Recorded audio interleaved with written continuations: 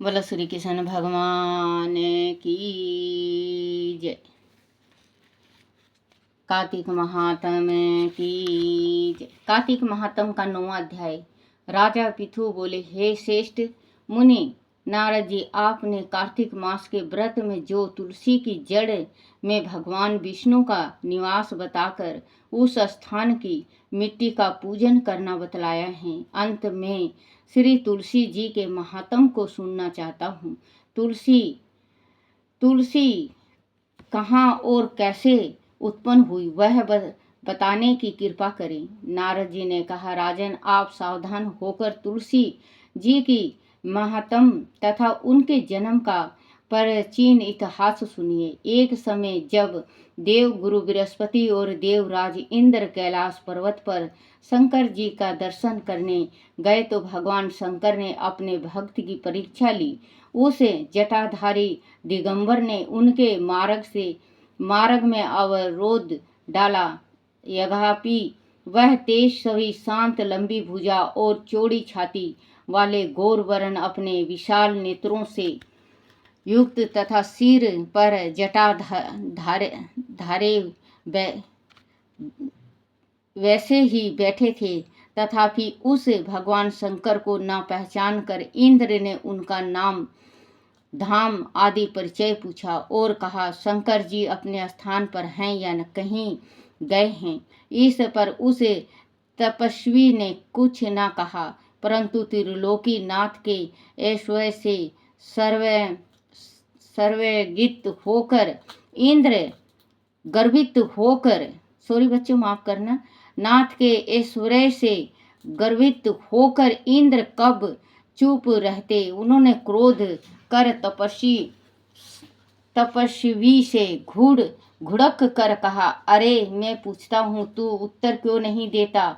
मैं अभी तुझे ब्रज मारता हूँ, फिर देखता हूँ तुझे दुर्मति की रक्षा कौन करता है। ऐसा क्रोध हो इंद्र ने जो ही उस दिगंबर को मारने के लिए हाथ में ब्रज लिया, तो ही भगवान शंकर ने ब्रज सहित इंद्र का हाथ स्तंभित कर दिया और विकराल नेत्र कर भगवान शंकर ने उसे देखा। जो त्यों ही ऐसा विदित हुआ मानो वह दिगंबर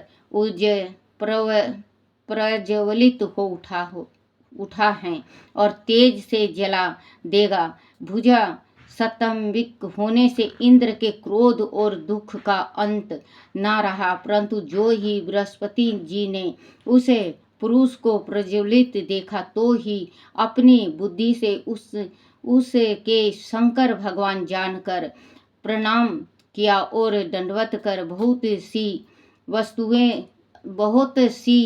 स्तुति भी की। फिर इंद्र ने भी भगवान शंकर से कहा, हे दीनानाथ, हे महादेव, आप क्रोध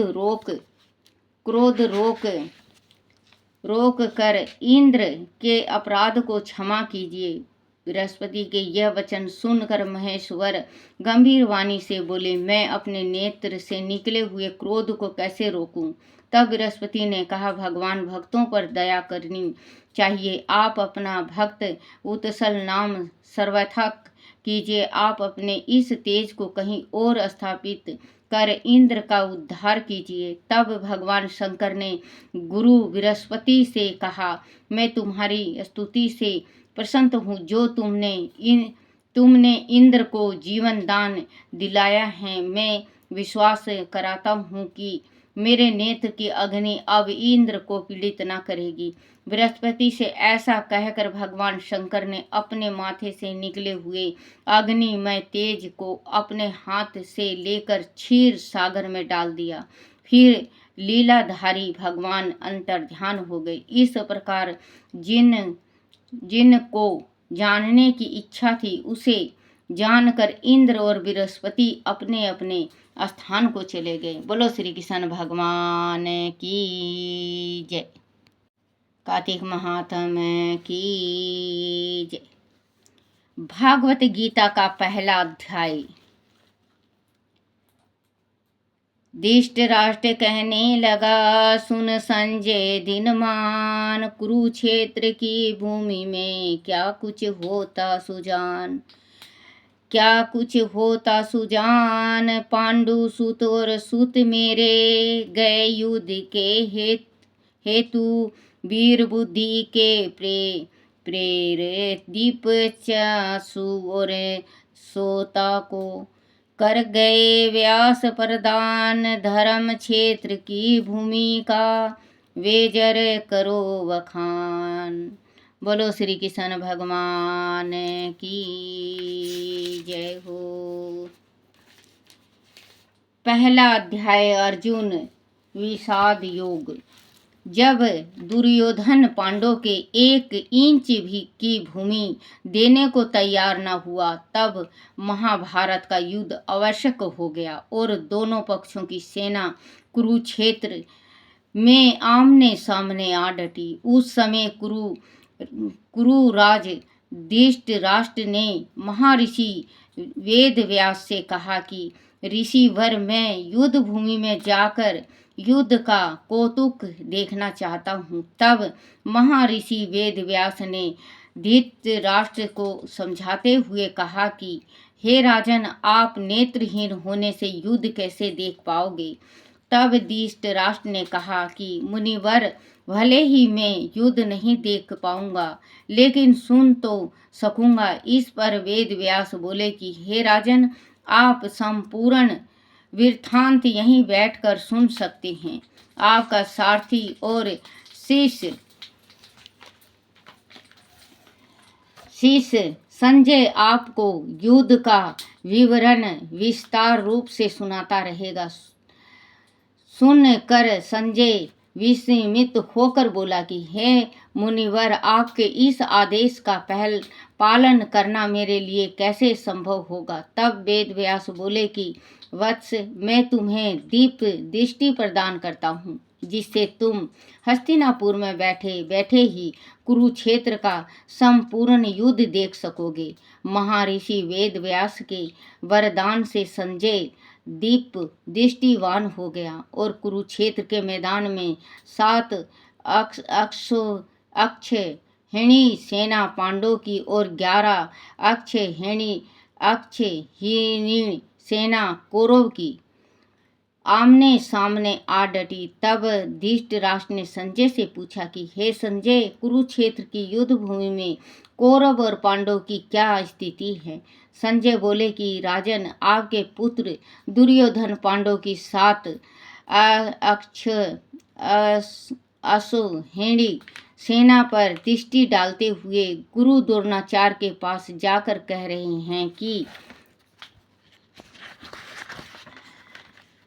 हे गुरुदेव, आप पांडवों की विशाल सेना पर दृष्टि डालिए और वह देखिए कि इस विशाल सेना की व्यूह रचना आपके ही बुद्धिमान शिष्य द्रुपद पुत्र धृष्टद्युम्न ने की है। उस सेना में बड़े बड़े वीर योद्धा भी हैं। हे संजय, मैं आपका उसे सेना में उपस्थित हर योद्धा के विषय में बता देना उचित समझता हूँ। सर्वप्रथम तो कुशल धनुर्धर और शूरवीर अर्जुन है। उसके अलावा युद्ध की हर कला में प्रसंग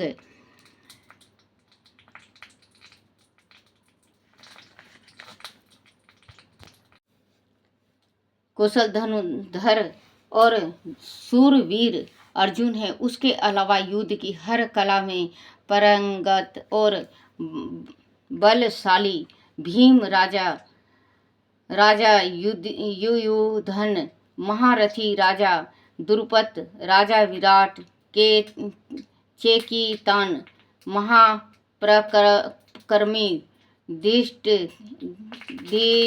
केतु, महाबलशाली काशी नरेश, कुंती भोज, पुरुजित, विक्रांत, नरश्रेष्ठ, शेष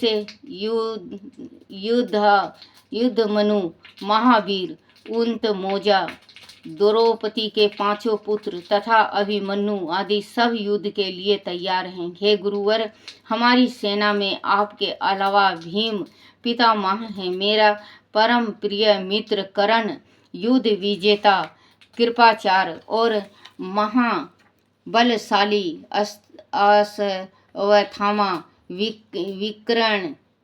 विकर्ण और सोमदत्त के पुत्र भूरिश्रवा के साथ साथ और भी महावीर योद्धा हैं, जो मेरे लिए अपने प्राण न्यौछावर करने को तैयार हैं। संख्या में हमारी सेना 4 अक्षौहिणी अधिक हैं। हमारी सेना के रक्षक व सेना नायक भीम पितामह हैं और पांडवों की सेना का नायक भीम है। इसीलिए अब सब अपने अपने मोर्चे पर डटे रहें और भीम पितामह की रक्षा करें।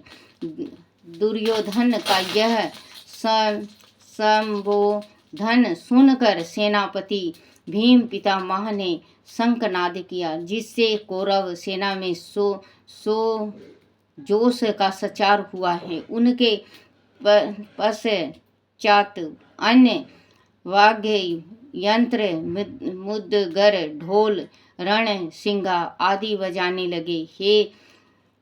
लगे हैं, जिससे वातावरण में भय उत्पन्न होने लगा है। संजय बोले कि हे राजन, अब मैं पांडु सेना का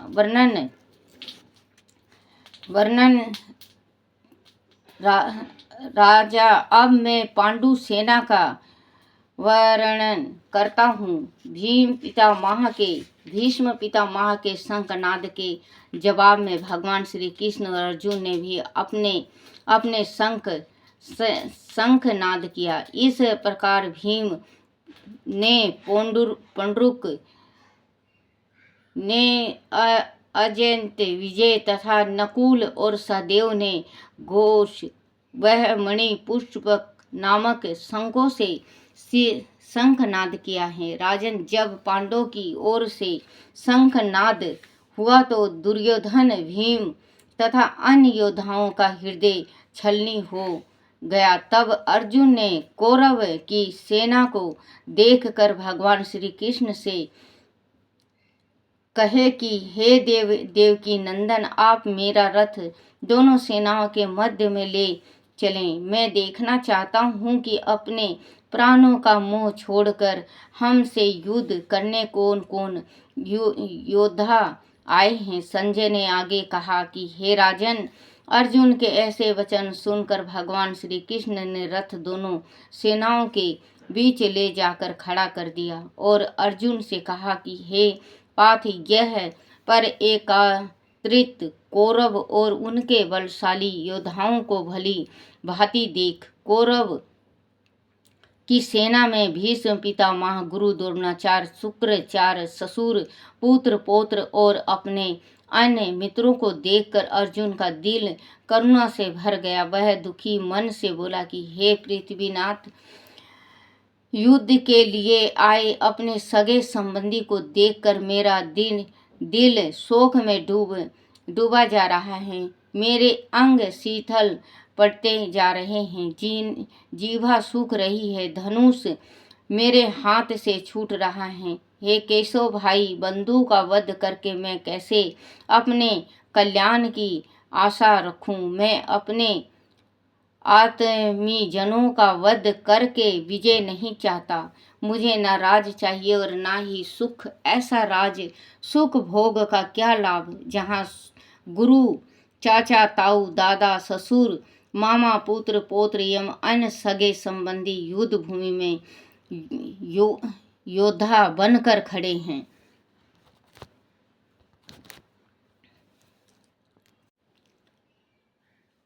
आदि मुझे त्रिलोकी का राज भी मिले तब भी मुझ में इसका वध करने का सहसा नहीं होगा। हे देवकी नंदन, धनुधीष्ट राष्ट्र के पुत्रों का वध करके तो हम भी पापी कहलाएंगे। हे भक्त उत्सल विजय सजनों का वध करके हम कैसे सुख की प्राप्ति कर सकते हैं। धीष्ट राष्ट्र व पुत्र राजमोह के वासीभूत होकर अपनी बुद्धि भ्रष्ट कर बैठा है।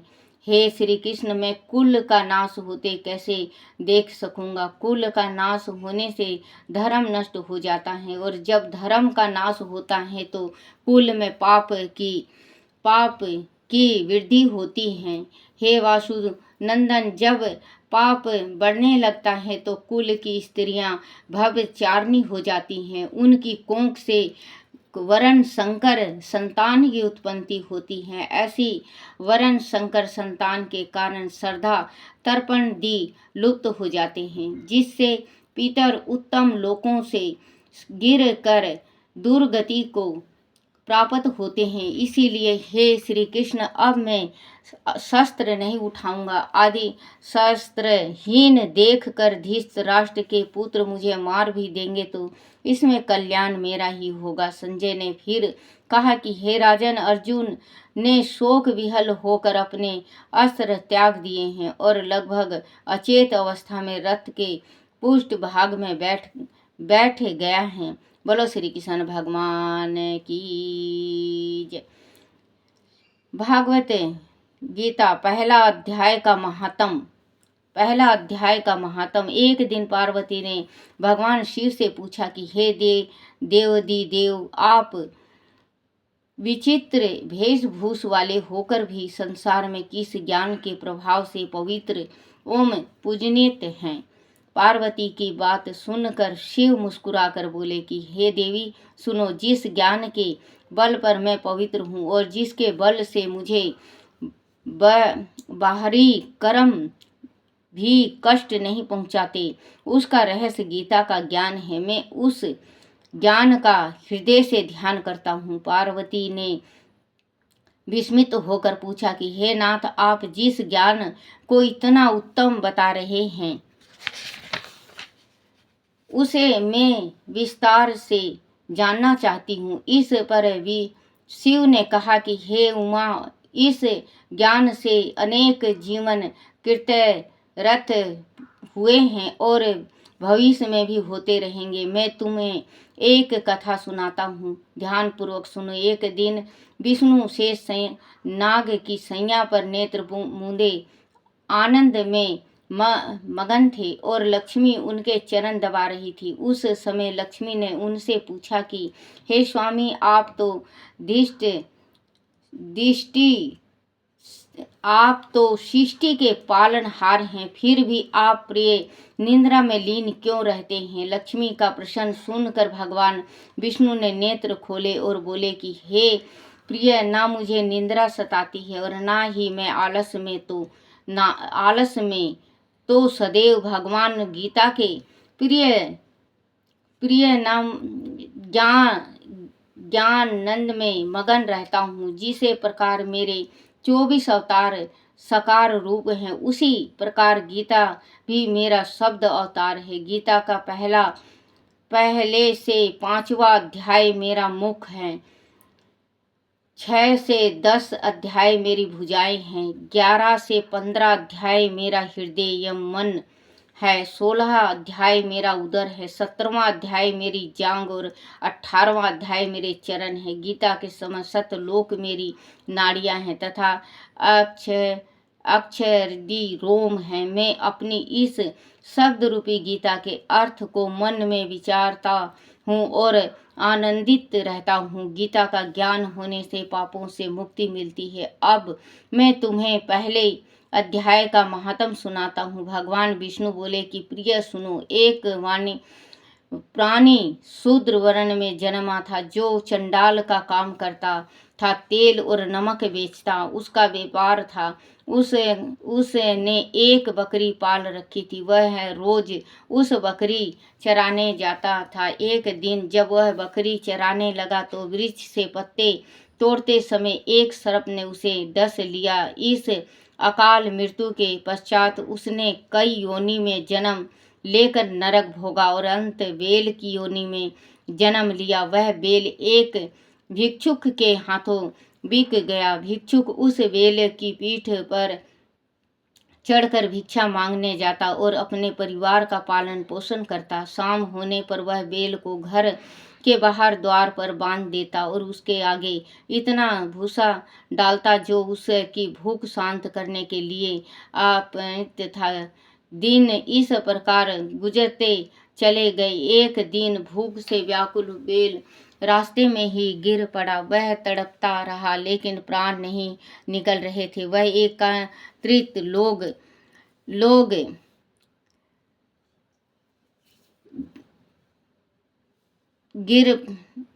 उस पर दया करके उसकी मुक्ति के लिए भगवान से प्रार्थना करने लगे। कोई अपने तीर्थ का फल देता, कोई अपने द्वार किए गए व्रतों का फल उसे देता, मगर बेल तड़पता रहा और उसके प्राण नहीं निकल पाए। अचानक एक दिन वह एक पतित स्त्री आई। उसने दिल से निकल भगवान की स्तुति की और मन ही मन बोली कि हे भगवान आदि, मैंने अपने जीवन में कोई पुण्य का कार्य किया हो तो इस मरण सन बेल को मुक्ति मिल जाए। पतित द्वारा मन ही मन वह शब्द कहते ही बेल के प्राण निकल गए और उस योनि में मुक्ति पा गया। उस बेल का अगला जन्म एक ब्राह्मण के घर हुआ, लेकिन वह अपने पूर्व जन्म की कोई भी बात नहीं भूल पाया। ब्राह्मण ने उसका नाम सुशर्मा रखा। जैसे जैसे वह बड़ा होता गया वैसे वैसे उसके ज्ञानी पिता ब्राह्मण द्वारा उसके शिक्षा प्राप्त होती रही। जब वह युवा हुआ तो उसे पूर्व जन्म की याद आई। उसे याद आया कि एक पतित स्त्री के किसी अच्छे कर्म के कारण ही उसके कंठ में अटके प्राण निकले थे और उसे बेल योनि से मुक्ति पाई थी। वह सोचता हुआ सुशर्मा उस पतित स्त्री के द्वार तक जा पहुंचा। पतित स्त्री जब द्वार पर आई तो उसने अनजाने युवक को दरवाजे पर खड़े देखकर पूछा कि आप कौन हैं और किस कारणवश आए हैं? तुम मुझे पहचाना नहीं? सुशर्मा ने पूछा। नहीं, मैं तुम्हें नहीं जानती। पतित स्त्री ने विस्मित स्वर में कहा, मैं सुशर्मा हूँ। उसने कहा, और मैं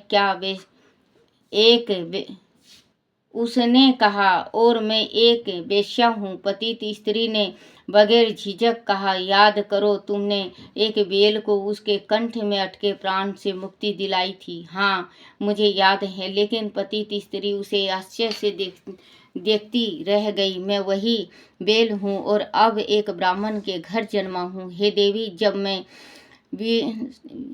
वृषभ योनि में मृत्यु के साथ संघर्ष कर रहा था, तब वह तुम्हारा कौन सा पुण्य अथवा दान था जिसे मुझे मुक्ति मिली थी? सुशर्मा ने पूछा, मैंने अपने जीवन में कोई पुण्य या दान किया हो या मुझे स्मरण नहीं है, लेकिन मेरे घर में एक तोता है। वह प्रातःकाल जो कुछ भी बोलता है मैं उसे बड़े ध्यान से सुनती हूँ और तोते के उन्हीं स्वरों का फल मैंने तुम्हें दिया था। तोते की प्रातःकाल की वाणी का रहस्य जानने के लिए सुशर्मा और पतित स्त्री दोनों तोते के पास आए। सुशर्मा ने तोते से पूछा कि हे सुक, तुम प्रातःकाल क्या बोलते हो? तोता भी पिछले जन्म में ब्राह्मण पुत्र था और उसे भी विगत जन्म की हर बात याद थी। उसने पिछले जन्म में पिता द्वारा कंठस्थ कराए गए गीता के प्रथम अध्याय के विषय में बताते हुए कहा कि मैं अपने आप को गीता के ज्ञान का प्रकांड पंडित समझने लगा। और इसी गर्व से बड़े बड़े विद्वानों का अपमान तक कर देता था। एक दिन एक गीता पाठी ने मुझे श्राप देते हुए कहा कि तू आगामी जन्म में सुख योनि को प्राप्त होगा। इसी कारण मैं तोते की योनि में आ पहुंचा हूँ। एक दिन मैं एक शिकारी के जाल में फंस गया और उसने मुझे एक ब्राह्मण के हाथ बेच दिया। उस ब्राह्मण ने मेरी परवरिश बेटे की तरह की। वह ब्राह्मण प्रतिदिन गीता के प्रथम अध्याय का पाठ श्रद्धा के साथ किया करता था। मुझे गीता का वह अध्याय पूर्व जन्म से ही कंठस्थल था। ब्राह्मण के घर रहने से यह लाभ अवश्य हुआ कि गीता का प्रथम अध्याय पूर्व जन्म से लेकर अब तक भूला नहीं हूँ। लेकिन दुर्भाग्यवश एक दिन ब्राह्मण के घर चोर आए। उसे घर और कुछ तो मिला नहीं। वह मुझे ही पिंजरे सहित उठा ले गया और इस पतित स्त्री के यहाँ छोड़ गया। वह पतित उसी की प्रेयसी थी। उसी दिन से हर रोज प्रातःकाल के समय में गीता के प्रथम अध्याय का पाठ करता हूँ और यह पतित उसका श्रवण करती है, जबकि इसे यह नहीं पता कि मैं क्या बोल रहा हूँ।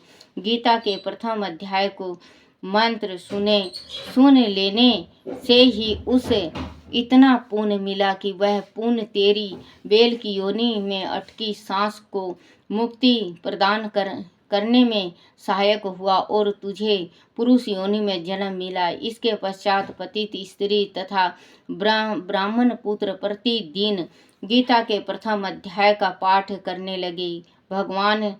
भगवान श्री नारायण ने कहा कि हे लक्ष्मी, जो जाने अनजाने में भी गीता के प्रथम अध्याय का पाठ करता है उसे मुक्ति अवश्य मिलती है। इसका फल अमूल्य है और वह पहले अध्याय का महात्म है। बोलो श्री कृष्ण भगवान की जय। बोलो विष्णु लक्ष्मी की जय। अपने अपने गुरुदेव महाराज की जय। श्री गीता की जय।